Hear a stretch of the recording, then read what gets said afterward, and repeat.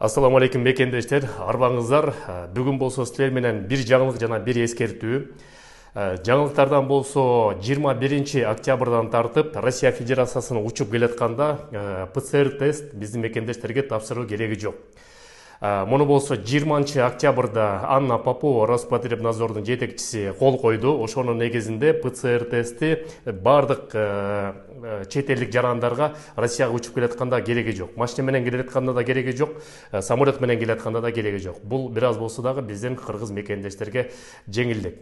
Экинчи болсо бул эскертүү баарыңарга белгилүү болгондой 29 декабрдан тартып Сахаровага барып, многофункциональный миграционный центр Сахарова барып медосвидетельствование өтүш керек болчу.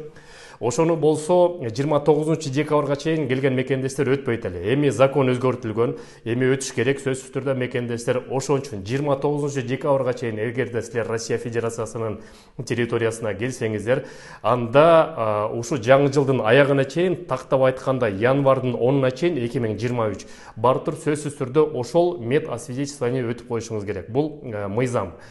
Ошону унутпай, сөзсүз түрдө дагы бир жолу эскертип атабыз. Мындан кийин дагы 1-2 жолу эскертебиз. Бирок мекендештер декабрь айы ал жерде киши көп болуп калышы мүмкүн.